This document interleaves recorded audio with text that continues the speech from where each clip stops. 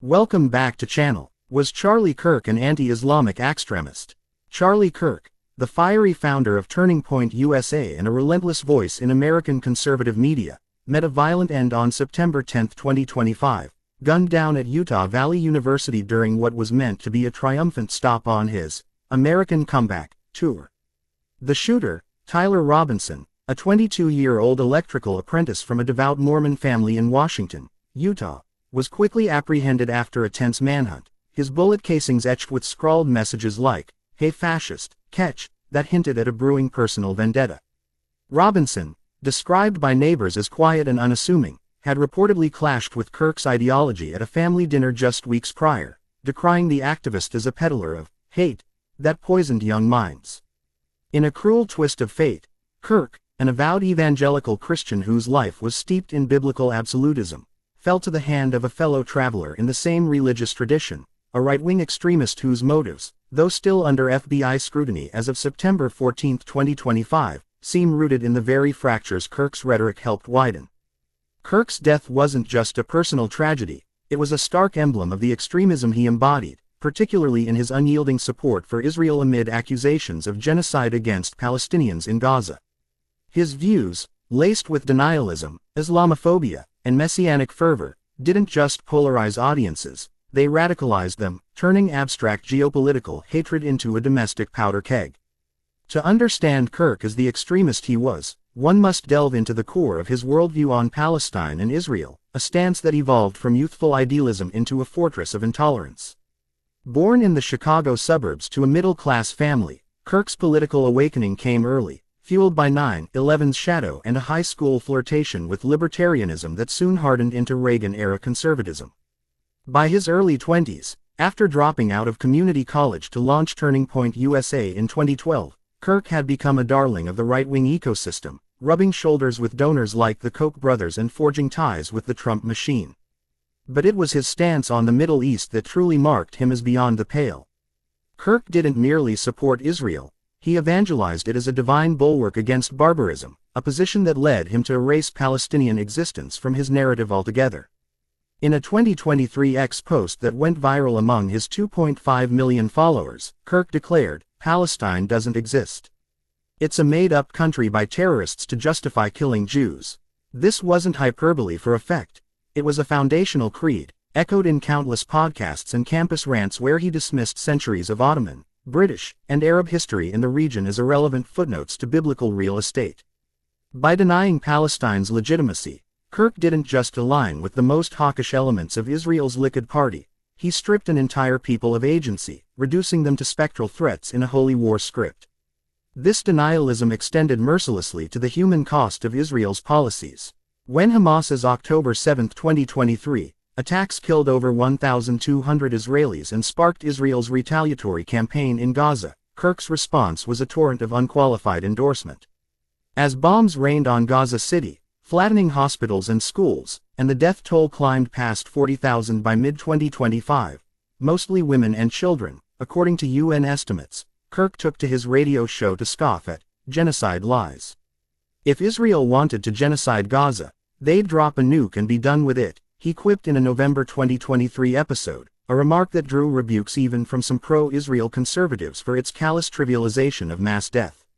He amplified videos from Israeli defense forces showing precision strikes, while branding Palestinian casualty figures from Gaza's health ministry as Hamas propaganda.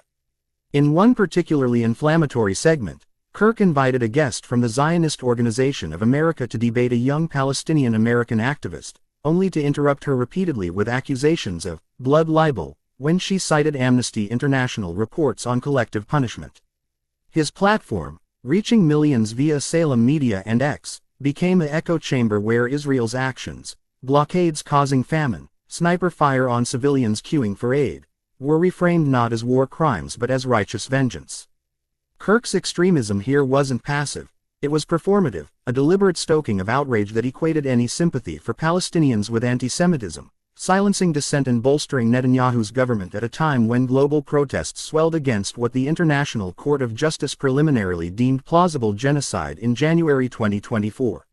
What drove Kirk to such lengths? At its heart lay his evangelical Christianity, a faith he wore like armor and wielded like a sword. Raised in a nominal Protestant home, Kirk's conversion to fervent belief came during a 2014 mission trip to Israel, an experience he later described in his 2016 book Time for a Turning Point as, "the moment God etched the Holy Land on my soul." There, amid the ancient stones of Jerusalem, he absorbed Christian Zionism's core tenet, Israel's restoration as a precondition for Christ's return, drawn from interpretations of Genesis 12:3 and Revelation's apocalyptic visions. This theology, shared by millions of American evangelicals who funneled over $1 billion annually to pro-Israel causes via groups like Christians United for Israel, transformed Kirk's politics into prophecy. Palestinians, in this lens, weren't victims of displacement, the Nakba of 1948, when 700,000 were expelled or fled, but interlopers in a divine drama. Kirk preached this gospel relentlessly, telling audiences at TPUS's annual summits that supporting Israel wasn't optional. It was obedience to God, with nations that cursed it inviting divine wrath.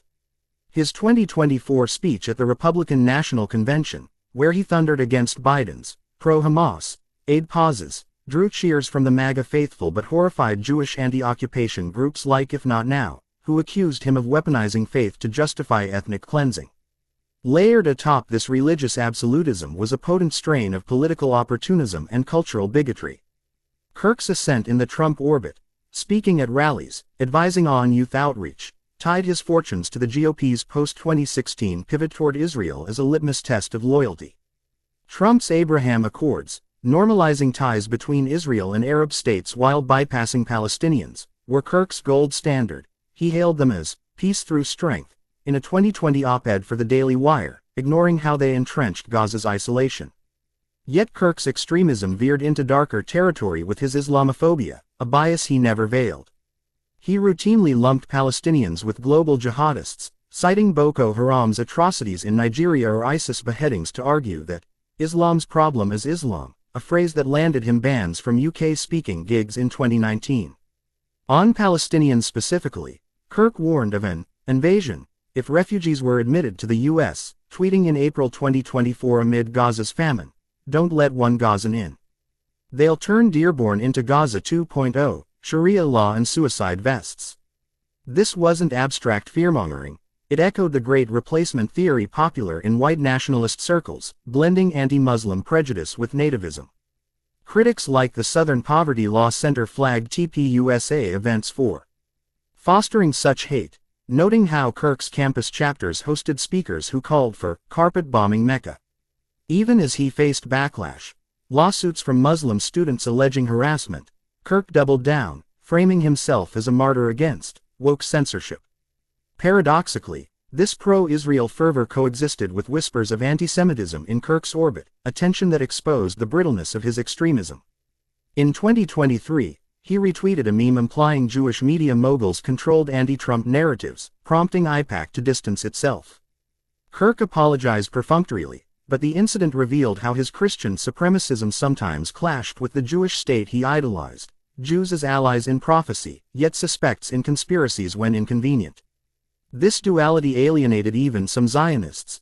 Israeli columnist Anshel Pfeffer wrote in Haaretz that Kirk's support was transactional poison, useful for votes but toxic for Israel's global image. For Palestinians, though, the damage was existential. Kirk's rhetoric didn't just defend settlements in the West Bank, where over 700,000 Israelis now live on confiscated land, it celebrated them as biblical reclamation. He mocked two-state solutions as suicidal fantasies, aligning with settlers like Itamar Ben-Gvir who advocated annexation. In Gaza, as Israel's ground invasion displaced 90% of the population by 2025, Kirk urged more U.S. arms shipments, tweeting, "Fund the Iron Dome, not the welfare dome for terrorists." Human Rights Watch documented how such advocacy indirectly fueled atrocities, drone strikes on tent camps, phosphorus bombs over refugee zones, yet Kirk dismissed reports as fake news from Soros-funded hacks. The extremism of Kirk's views rippled far beyond rhetoric, shaping policy and protest lines. Through TPUSA, he mobilized thousands of college Republicans to counter pro-Palestine encampments in 2024, organizing counter-demonstrations where students waved Israeli flags and chanted, "From the river to the sea, Israel will be free," a twist on the Palestinian slogan that erased Arab presence. At Columbia University, TPUSA-backed agitators doxed organizers, leading to arrests and doxing backlash. Kirk's media empire amplified this. His show interviewed IDF spokespeople unchallenged, while Palestinian guests were grilled as terror sympathizers. This one-sidedness extended to aid debates. Kirk lobbied against Biden's 2024 humanitarian pauses, arguing they emboldened Hamas, even as UNRWA warehouses burned. By 2025, with Gaza's infrastructure in ruins, 80% of buildings damaged, per World Bank data, Kirk's denial persisted. In a final X thread days before his death, he shared a video of Israeli troops distributing meals in Rafah, captioning it, "See. No starvation, just Hamas hoarding. Wake up, America." The thread garnered 500,000 likes but also death threats, presaging the bullet that ended him. Kirk's assassination by Robinson, a product of Utah's insular conservative heartland, underscores the boomerang of such zealotry. Robinson, raised in a family that attended LDS services sporadically and flew Trump flags from their ranch-style home, wasn't a stereotypical leftist assassin. Neighbors described him as a good Mormon boy, who hunted deer and tinkered with drones, but recent Discord logs revealed a descent into online radicalism, memes mocking Zionist puppets, like Kirk, rants against end-times warmongers, dragging America into Iran's crosshairs. At that fateful dinner, Robinson reportedly exploded over Kirk's latest podcast praising Netanyahu's final solution for Hamas, slamming the table, "This guy's turning Christianity into a death cult for brown people." Whether fueled by isolationist far-right skepticism of Israel, echoing Nick Fuentes, Groyper, crowd, or personal grievances over Kirk's anti-trans rhetoric, Robinson roomed with a trans friend, the act was unmistakably extremist. Bullet casings referenced video games like Call of Duty and fascist taunts, suggesting a gamer-radical hybrid, but the religious thread bound killer and victim. Both Christians, both steeped in Utah's Bible Belt ethos, yet divided by how faith justified violence abroad versus at home. In the days since, Kirk's death has unleashed a maelstrom of conspiracies, from QAnon revivalists blaming Deep State Mossad, to Kirk's own followers vowing payback against pro-Hamas infiltrators. Utah Governor Spencer Cox, a fellow Mormon, called it a political assassination, in a somber presser, urging calm amid rising threats to synagogues. Yet the real tragedy lies in the cycle Kirk helped perpetuate. His extremism didn't just support Israel's Gaza campaign, accused by South Africa's ICJ case of intent to destroy a people through killings, displacement, and life-denying conditions, it exported that logic home. By framing Palestinians as subhuman, Kirk normalized dehumanization, priming audiences to see enemies everywhere, even in a quiet kid from next door. Tributes poured in from Trump. Charlie was a warrior for God and country, and Netanyahu a true friend of the Jewish people, but Palestinian voices like BDS coordinator Omar Barghouti offered no tears. Kirk sowed hate, now he reaps it. Reflecting on Kirk's arc, one sees a man who started as a scrappy organizer railing against campus leftism but morphed into a prophet of perpetual conflict. His books, like the MAGA Doctrine, 2022, devoted chapters to Israel as America's frontline, arguing withdrawal would invite Sharia caliphate from Dearborn to Tel Aviv. Speeches at Liberty University, Jerry Falwell's evangelical stronghold, drew 10,000 cheering students with lines like, "Bless Israel or be cursed, it's that simple." Yet cracks showed. Younger TPUSA staffers whispered of burnout from the endless Israel drumbeat, and donor fatigue set in as Gaza's images, starved children, rubble graves, seeped into mainstream feeds. Kirk's final tour stop was meant to rally the base, but in Orem, amid autumn leaves and folding chairs, it became his eulogy. Ultimately, Charlie Kirk's legacy is a cautionary epic of extremism's alchemy, how religious conviction, political ambition, and unchecked bigotry transmute words into wounds. By denying Palestinian suffering, dismissing 2.3 million besieged souls as collateral in the fight for civilization, he didn't just back a war, he blessed a potential erasure. The Gaza death toll, now etched in history's ledger, bears partial witness to voices like his, who shouted down ceasefires and aid convoys. Killed by an extremist of his own faith, Kirk embodies the mirror of radicalism. What you unleash abroad circles back, bullet fast. As investigations unfold and America grapples with this loss, the question lingers. In blessing one nation's sword, how many curses do we invite upon our own? Kirk's story, raw and unresolved, demands we confront that reckoning, not with more flags or fury, but with the hard empathy his worldview so thoroughly rejected.